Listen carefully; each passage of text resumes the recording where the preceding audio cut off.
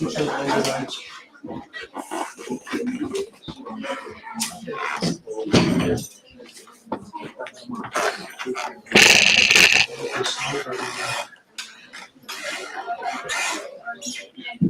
same sound as yesterday? Yes.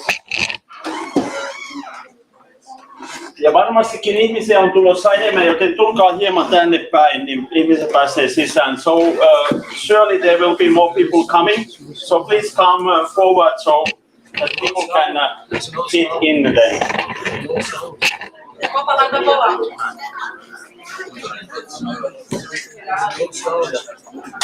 You need to turn on the... laittakaa tuo alemmat ne nappulat. Just, no niin, now. The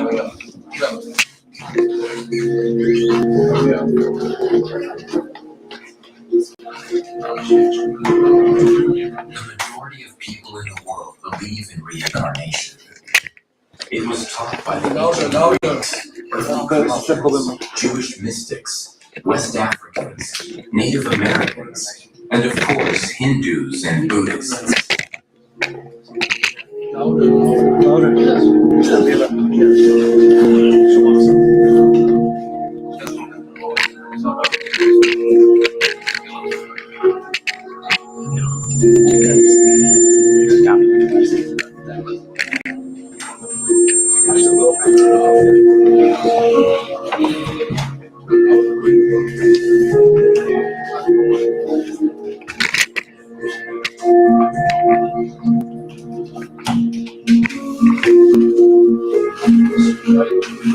Scientific interest in reincarnation began in the field of parapsychology. There were 3 claims in the field of parapsychology that deserved survey.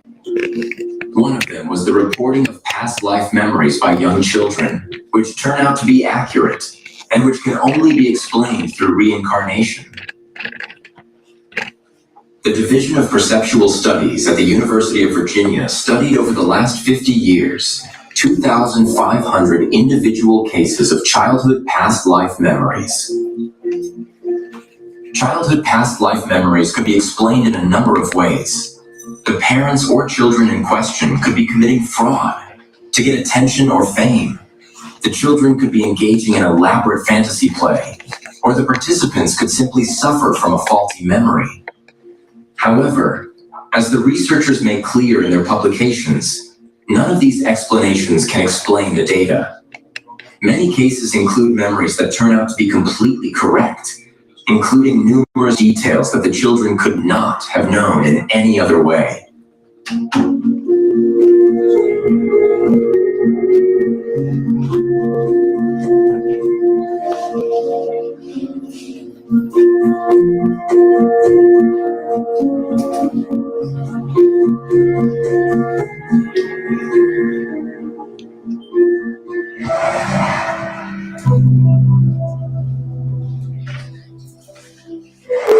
I believe in reincarnation. I think it's comforting to think that you don't just get one life here, that you can come back and live different lives and learn different lessons in each life.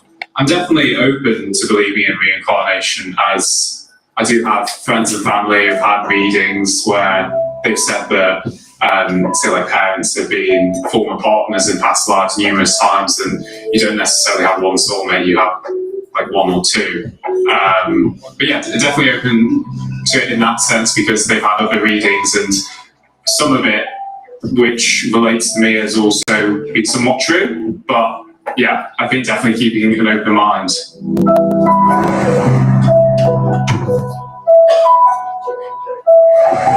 For me, reincarnation and rebirth has to do with the fact that different types of living things are all based on the same underlying structures. So humans, trees, plants, and that we decompose and become part of those underlying structures that give birth to other new things. And that's how reincarnation and rebirth is conceptualized in my mind.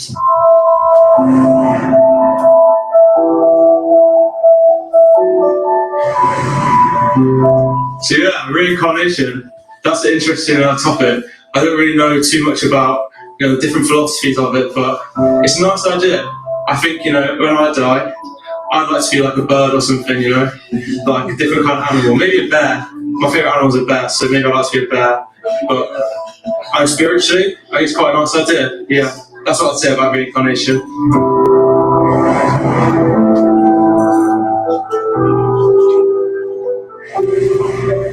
I think reincarnation is a beautiful idea. I don't know if it's true. I would love it to be true. I think the idea of being reborn and that kind of spiritual reawakening that one would undergo, I think it's a beautiful concept and a beautiful idea. And yeah, I really wish it's true. I hope it's true.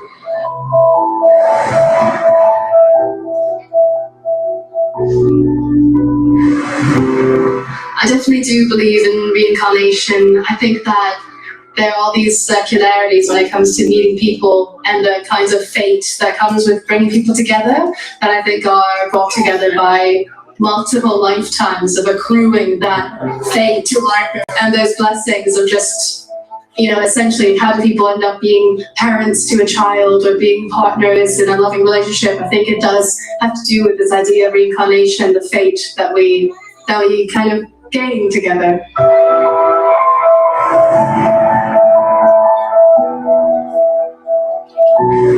I believe life is continuous. I'm a religious person, so I do believe that God is eternal. And if God is eternal, life doesn't have an end. So I do believe that it's just a continuous cycle.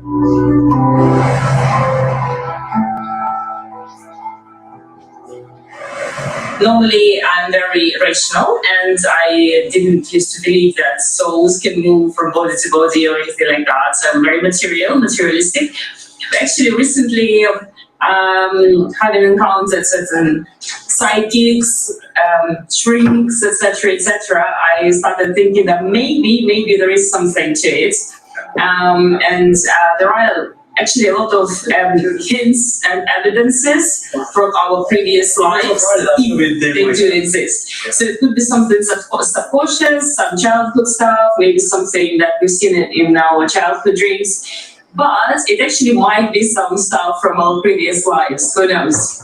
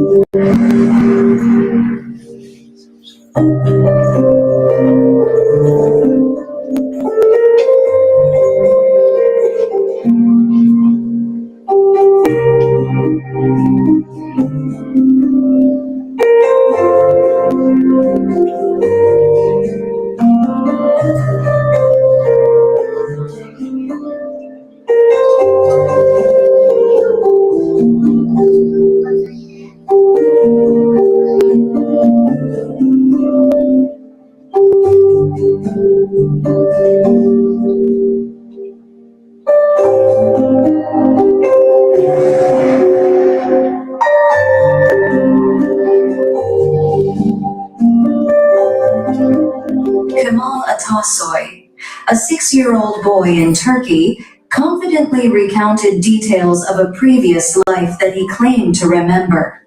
They were meeting in the boy's home, and with them were Dr. Keel's interpreter and Kamal's parents. He said that he had lived in Istanbul 500 miles away. He stated that his family's name had been Caracas, and that he had been a rich Armenian Christian who lived in a large 3-story house. The house, he said, was next to the house of a woman named Ayzagul, a well-known personality in Turkey who had left the country because of legal problems.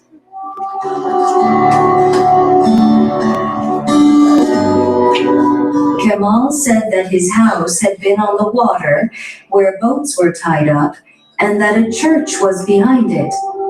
He said that his wife and children had Greek first names.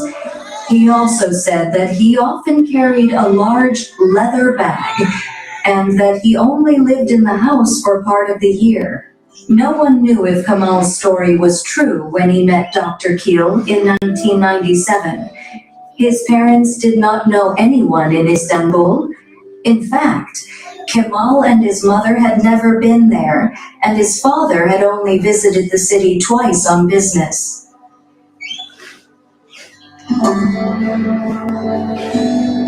His parents believed in reincarnation, but they did not seem to think that Kemal's statements, which he had been making from the time he was just a toddler, were particularly important.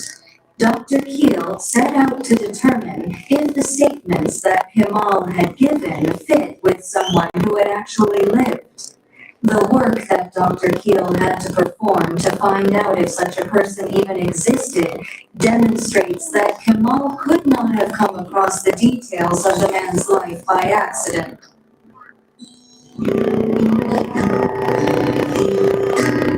When Dr. Keel and his interpreter went to Istanbul, they found the house of Aysegul, the woman whom Kemal had named.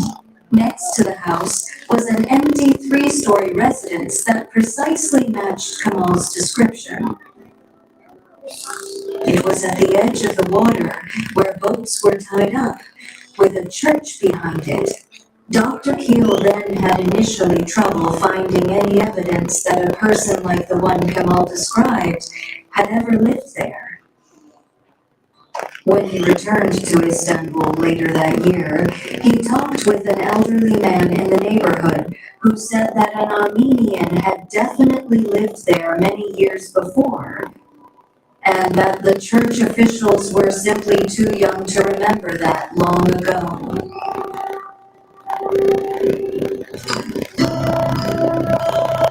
The following year, he interviewed a well-respected local historian who told a story strikingly similar to the one Kemal had told. The historian said that a rich Armenian Christian had, in fact, lived in that house. He had been the only Armenian in that area, and his family's name was Karakas. His wife was Greek Orthodox, and her family did not approve of the marriage. The couple had 3 children, but the historian did not know their names. He said that the Karakas clan lived in another part of Istanbul, that they dealt in leather goods, and that the deceased man in question often carried a large leather bag. He gave further details that matched exactly what Kemal described.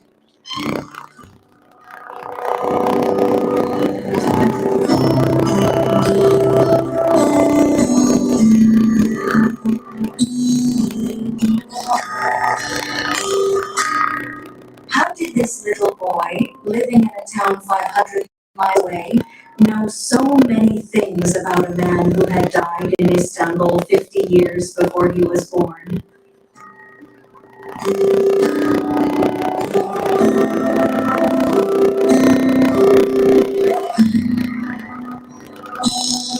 He could not have heard about the man Dr. Keel had to work so hard to learn anything about. What possible explanation could there be?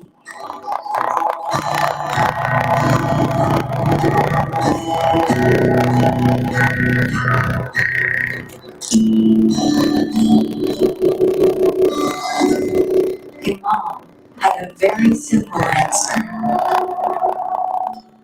He said that he had been the man in a previous life.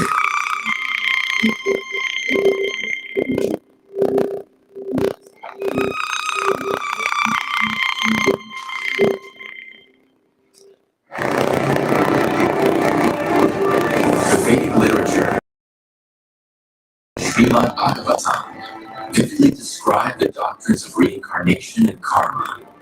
In particular, the Srimad Bhagavatam contains stories that detail the lives and afterlives of great personalities from the past.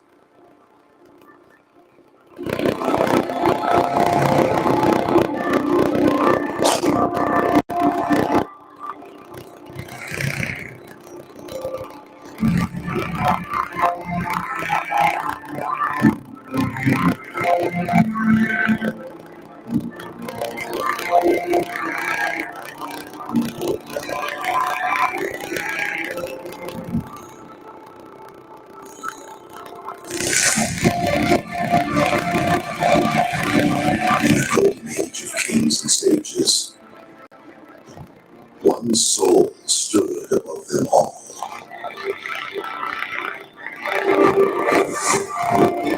Maharaj Bharata.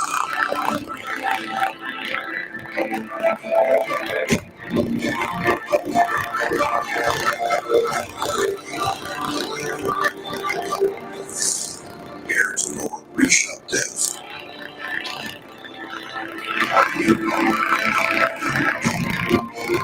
Ruler of the entire world. Wise, powerful, and devout. Bharata possessed both enlightenment.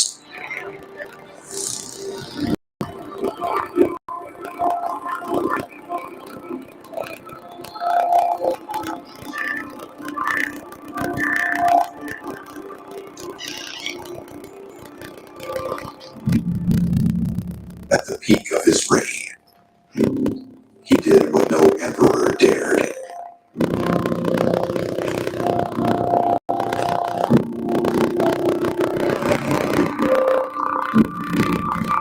He walked away.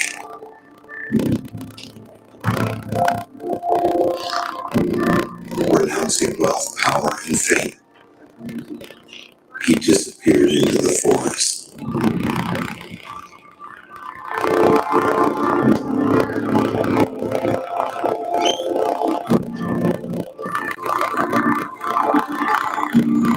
Seeking only the Supreme Lord in the stillness of nature.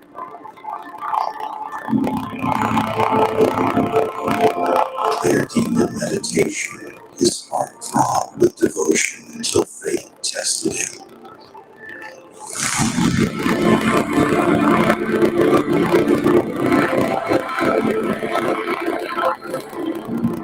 Another was fallen, trembling and alone, stumbled into his life.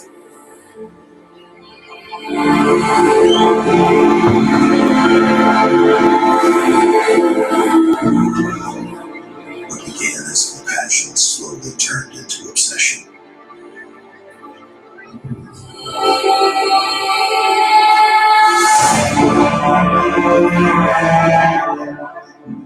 Bharata fed it, protected it, and thought of it constantly.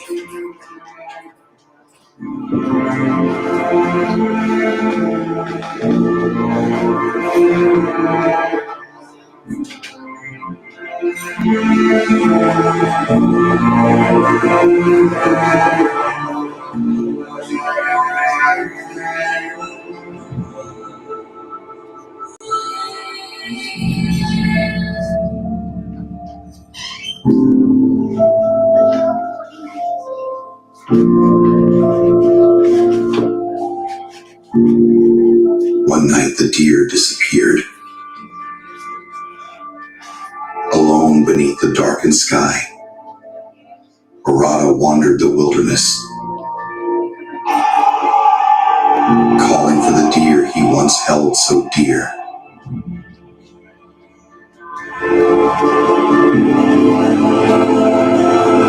Tears traced the lines of his once majestic face. Now worn by longing, broken by affection, his voice cracked with grief, echoing through the trees. The forest offered only silence and dark shadows. He searched valleys, climbed rocks, stumbled through thorns, whispering its name like a prayer. And then, in the stillness of that night, one step carried him too far.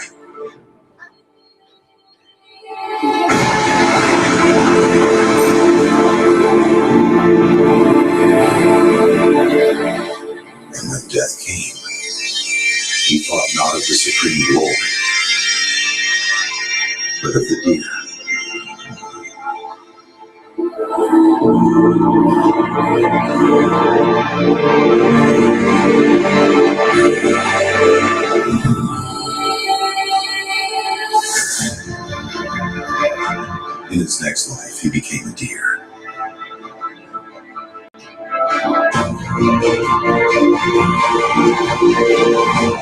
But not an ordinary one.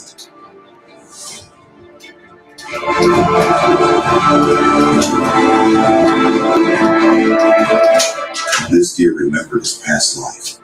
Haunted by the mistake of attachment, he spent his days near sages, quietly awaiting his chance to be born again.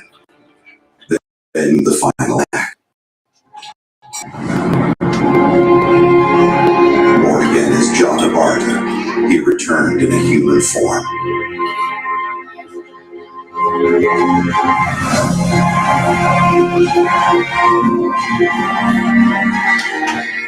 Fully enlightened, but acting as if dull and speechless to avoid worldly distraction. He wandered unnoticed, mocked, beaten, misunderstood, his divinity hidden behind silence, until destiny intervened.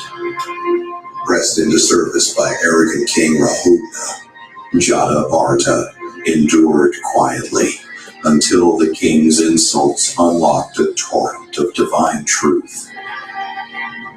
In a single conversation, the silent sage shattered the king's pride and revealed the mysteries of the soul, karma, illusion, and liberation.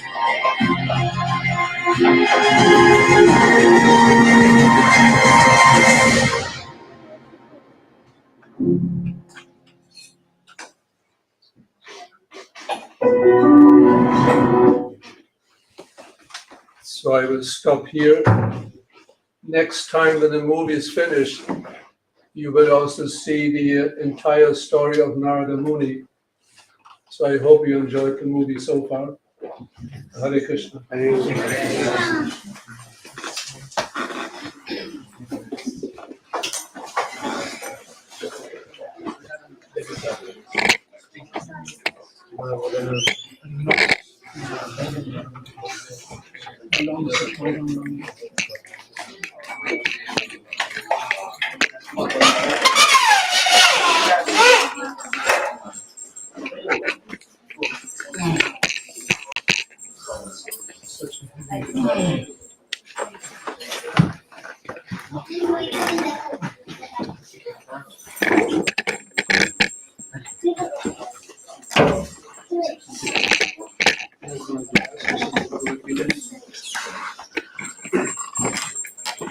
That's what you get.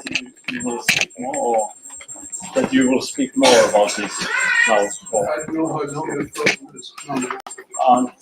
Until 12:30 you can speak. Okay, so we have a little more time. But I'd like to speak. Just could you please turn on the lights there? Turn off. Sorry, turn off. Turn off. Yeah, that's good.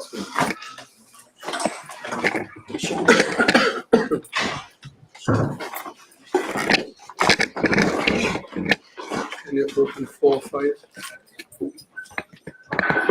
My glasses, give my glasses. Nama Om Vishnubhadaya Krishna Preshaya Bhutale Srimati Bhakti Vaibhava Swami Namane Namaste Saraswati Devi Gauravani Prashanine Nirvishesha Sunyavadi Paschadhyade Shatane Jai Shri Krishna Chaitanya Prabhu Nityananda Shri Advaita Gadadhara Shri Sri Gaur Bhakta Hare Krishna Krishna Krishna Hare Hare Hare Rama Rama Rama Hare Hare.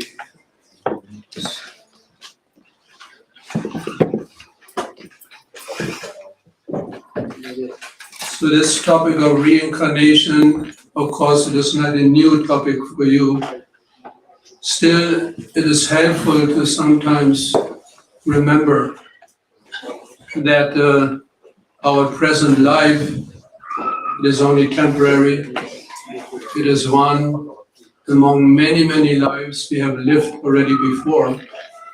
And naturally, we should learn a lesson from the science of reincarnation, to not overly be attached with so many material things. As we have seen in the Maharaj Bharat's story, although he was factually, spiritually quite advanced on a very high level of realization, still, just because of being attached to a deer at the time of death, he had to become a deer. So how much careful we have to be about our material attachments, because they will determine our next destination, our next life. Of course, many people, or not many, but a lot of people, they don't believe in reincarnation. But it's not a matter of belief. Just like the atom, and nobody can show to you that's the atom.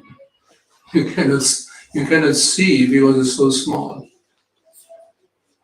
But everybody believes in the existence of the atom. There's a process how to study the existence of the atom. Similarly, there's a science, there's a process how to study, understand, and finally realize the existence of the soul, the eternal soul. Modern science cannot, to date, cannot explain the origin of consciousness. It remains a question mark. So here, the philosophy of Krishna consciousness, the Atma paradigm, or the existence of the soul comes into play. There's exactly the origin of consciousness. The consciousness emanates from the soul, and the soul is eternal. The Bhagavad Gita also, Lord Krishna confirms when he spoke to Arjuna. He spoke this particular verse among many other verses related to reincarnation. Shri Bhagavanu Vacha Bahuni. No, everything was fine.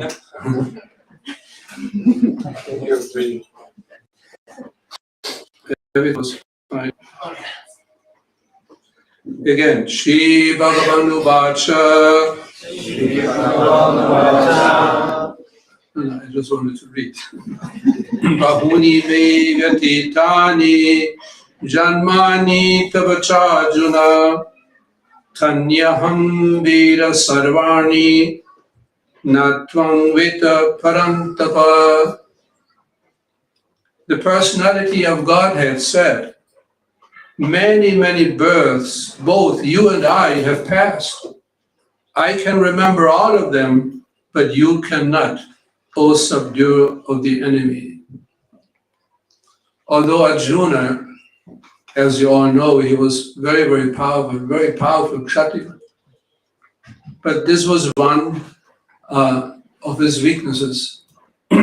He was not fully aware about the existence, eternal existence of the soul. Of course, as the eternal associate of Lord Krishna, he is certainly aware of it. But in his particular role in Lord Krishna's pastimes, he took on that position of being not fully aware or in knowledge of the existence of the soul. He played that part. And Lord Krishna instructs Arjuna. So Srila Prabhupada explains in the purport, in the Brahma Samhita 5:33, we have information of many, many incarnations of the Lord. It is stated there, Advaitam Achyutam Anadim Anantarupam Adyam Purana Purusham Navayovanam Cha Videshu Dulabham Adulabham Atma Bhaktau Govindam Adi Purusham Tamaham Bhajami. I worship the Supreme Personality of Godhead, Govinda Krishna, who is the original person, absolute, infallible, without beginning. Although expanded into unlimited forms, he is still the same original, the oldest, and the person always appearing as a fresh youth. Such eternal, blissful, all-knowing forms of the Lord are usually understood by the best Vedic scholars, but they always manifest to pure, unalloyed devotees. It is also stated in the Brahma Samhita 539, Ramadi Murdishu Kalaniyame Jishtam Nadavatara Makaro Bhuvaneshu Kintu Krishna Swayam Samabhavat Paramah Pumanyo Govindam Manipurusham Tamaham Bhajami. I worship the Supreme Personality of Godhead, Govinda Krishna, who is always situated in various incarnations, such as Rama, Nrsimha, and many sub-incarnations as well. But who is the original personality of Godhead, known as Krishna, and who incarnates personally also. So then Srila Prabhupada continues with the purport, explaining so many things about the various incarnations of Lord Krishna. There's also one verse in the Srimad Bhagavatam where it is explained that Lord Krishna, he has so many incarnations that they're uncountable, you cannot count.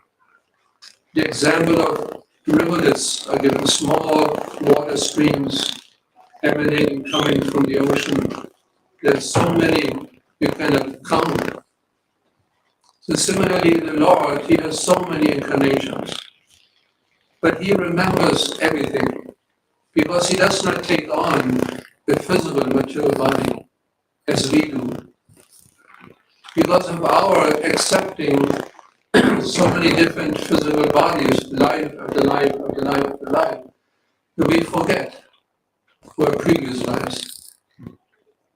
As we have seen from the movie, some people might remember something vaguely or even accurately about their previous life existence. But what about the life before that, before that, before that? Impossible to remember. Maximum maybe one lifetime, but not more. So we forget. But Lord Krishna, he never takes on, never accepts a physical, material body. Especially in India, for the Indian population, it is a very, very important one. Because so many people in India, they think that Krishna effectively took on a physical body. He was a great personality of the past. No, he's always a great personality eternally. Because his body is eternal. The spiritual body of Lord Krishna is full of a Satchit Ananda, Vigraha, that has form. Not like the impersonalists, Mayavadis. They think that the impersonal, eternal Brahman manifested in the material body of Krishna. These are all wrong understandings, wrong conceptions. Lord Krishna's body is fully transcendental, fully spiritual, eternal, full of bliss, full of knowledge. Similarly, our spiritual body, it is also full of knowledge, full of bliss and eternal, not our physical body, our spiritual body, our soul.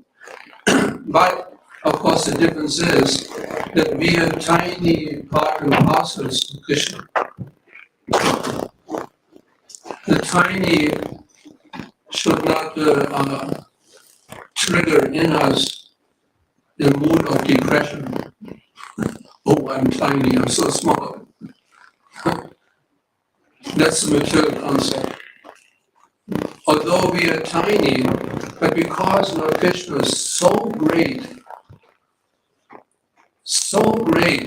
that even if we are tiny, we are also great. We are full of knowledge, full of bliss, but not like Krishna.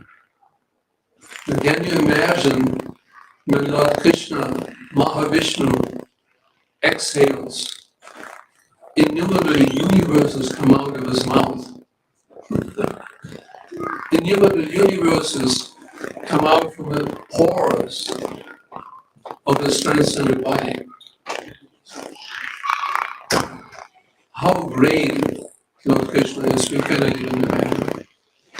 Of course, the descriptions are there, and we should study these literatures like Bhagavad Gita, Srimad Bhagavatam very carefully. Otherwise, we might develop a sentimental attachment to Krishna. But our attachment to Krishna should be based on true knowledge, Shastric knowledge. And then later on, as we advance in our Krishna consciousness, following the rules, regulations for the spiritual life, Krishna conscious life, study these literatures very carefully, cultivate the association of devotees. This is essential. It's so wonderful to see that you all come to the Sunday program. It means you're cultivating the association of devotees, which is necessary to make further spiritual progress. Alone, it will be very difficult. And many people have experienced when they chant the Hare Krishna Maha Mantra at home on the Japamala beats. Very difficult. You can manage maybe 1 round, 2 rounds, 3, then you become restless. But in the association of devotees, much easier, because they all do the same thing. It's very inspiring, very encouraging to chant Hare Krishna, not only 1, 2, 3 rounds, and then run out and go to Kali's temples, shopping centers. The shopping centers, shopping malls, these are Kali's temples. Krishna's temple is here. Of course, you can also shop some things here, but it's all connected, all related to Krishna. That's the difference. And then later on, as we advance in Krishna consciousness, we slowly but surely develop our attachment to Krishna. We develop a taste, ruchi, strong taste for practicing Krishna consciousness, hearing about Krishna. That strong taste, attachment develops, and finally it transforms into actual love for Krishna. Now, unfortunately, our love is being misdirected to so many material things.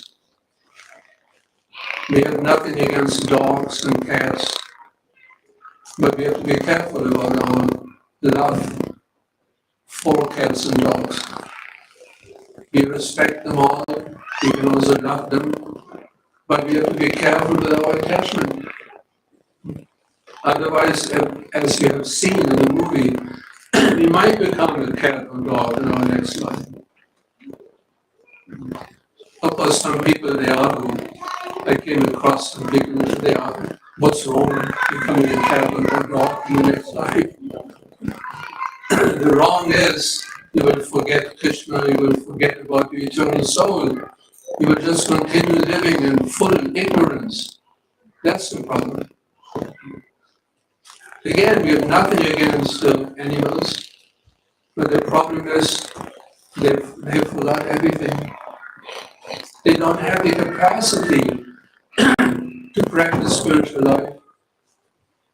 The dog, cat, they cannot sit down, cross-legged, meditate on Krishna. They only meditate on food, and something to eat, that's all. We have a little association with cats, but it's the only interest. Or cows, sometimes I try to develop some kind of relationship to a cow on our farm. In Czech Republic, we had a large farm and many cows. So sometimes I go to the cows and try to have some little relationship. They always push me away because I don't have anything to eat for them. They just push me away. Very frustrating. Of course, some cows are a little more advanced, so they begin to reciprocate. But ultimately, they do it because they want to eat something. It's all motivated. So that's the problem with the non-human stages of life. They cannot practice Krishna consciousness, they cannot make any spiritual advance. That's the problem. So that's the special gift of this human form of life. And after going through, as we learn from the Vedic scriptures, literatures, after going through 8,400,000 species of life, we finally reach now this human form of life. Haribol! We are so fortunate. We could be something else. Some bird flying in the sky, some bug crawling on the ground. We could be any of those living entities. But now we have this human form of life. Let us take full advantage of it. Let us not spoil it because of some meaningless material attachments. They're temporary anyway. Our bank balance, what will it do for us at the time of death? I have a bank balance. Doesn't matter what you have. All gone, finished. So we have to be aware of it. At the same time, of course, we also must take full attention to our family life, our children. That's important. But with the purpose of also giving and providing to them the facility to practice Krishna consciousness. That's the whole idea of family life. Not just to give them food, the children. In the beginning, there's also their interest. They always open the mouth, food. But as they grow up, then there's a chance for them to practice Krishna consciousness someday. So we don't force anyone. But still, it is also our duty to at least give someone a chance to practice Krishna consciousness. Because in material society, everybody is doing it. They all advertise their material products, isn't it? Become attached to this, become attached to that. Buy. Consumer society. Stop or drop. I mean, stop and drop.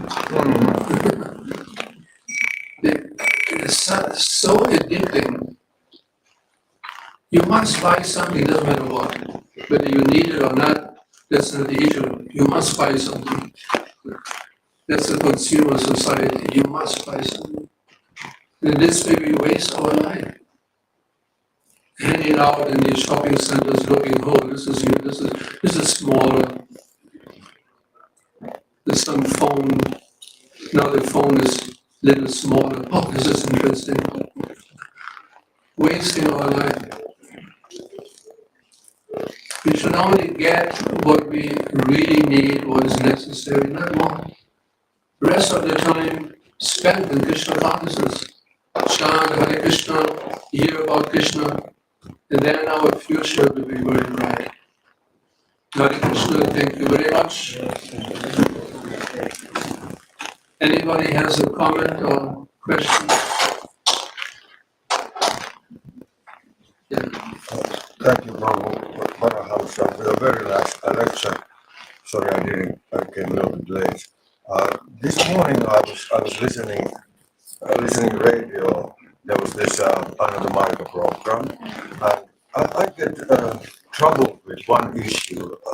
They were talking about spiritual master or guru, and what guru can do and things like that. I think I have heard also in here.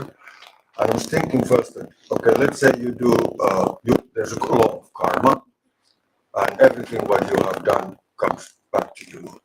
So, but how is it possible or that spiritual master or guru can actually take like some of your sins or some of your bad doings for himself? So in that sense, you don't even carry your own karma law. So this is against the karma law in some sense. How is that like? How does it happen?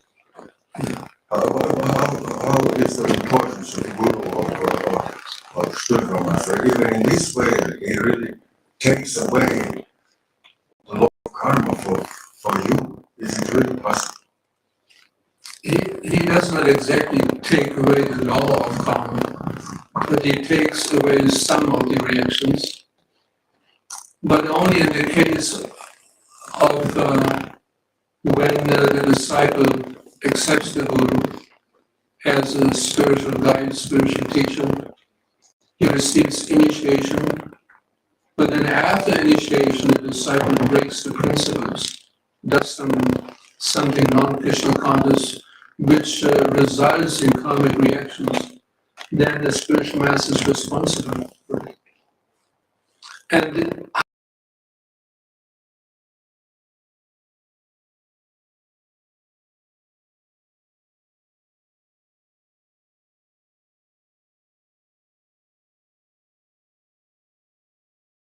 that protects the Guru, the disciple has to suffer in order to understand something. Or he might, Srila Prabhupada himself, he said sometimes he has very bad dreams because of the wrongdoings of his disciples. And this is one way the karmic reactions are being destroyed. That some of these negative elements of karmic reactions, they go to the Guru, and he might have some very, very bad dreams, some kind of disturbance. But Krishna also knows the spiritual status of the Guru. So he will not give too much reaction so that the Guru is in trouble. Therefore, it is also advised in Shastra that a Guru should not accept many disciples. It's very risky. Unless, of course, you are spiritually powerful, extremely advanced. Then you might accept many disciples because you can deal with the reactions. But if not, don't accept many disciples, it's too risky. So that only happens after initiation, when he officially accepts initiation and he promises, I follow all these 4 rules, regulations for the rest of my life. But then the Guru has to take some reaction. I hope this answers that.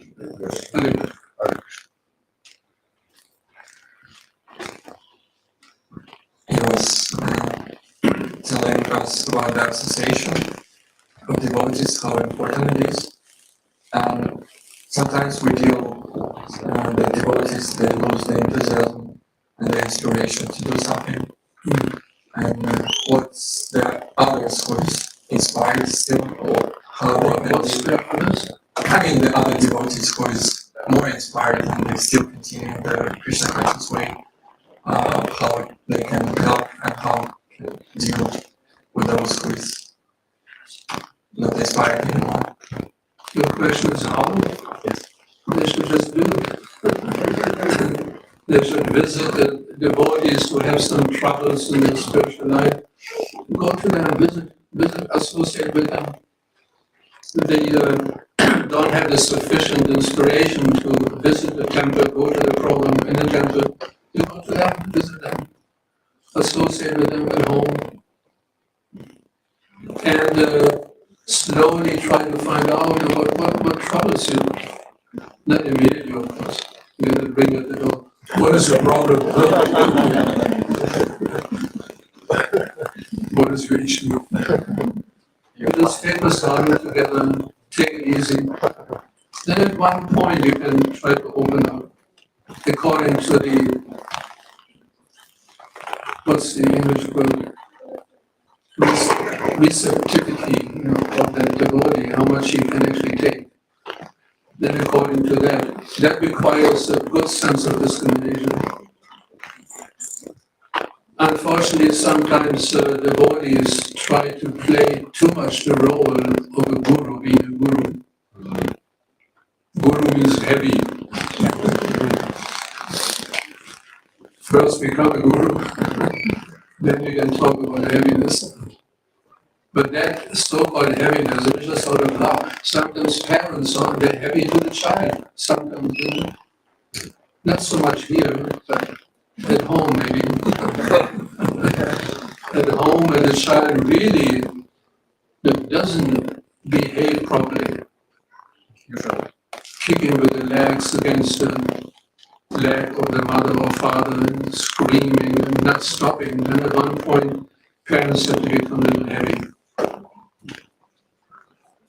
Demonstrate some authority. You just cannot do this. Sit down, raise your voice a little bit. Should never slap the child, but you can raise your voice very strongly. So one should always use one's good sense of discrimination. How far can I go to try to inspire the devotee again to take Krishna consciousness, spiritual life more seriously? That requires good sense of this. Only elderly, mature devotee should do that. Because sometimes younger devotees, they don't do this properly. And that might result exactly in the opposite. They distance themselves even further. What is the time now? 25 to 2. 25 to 2. So we have overtime. Yeah, a little bit, but it's okay. It's okay. So I would like to stop here. Shri Prabhupada ki jai.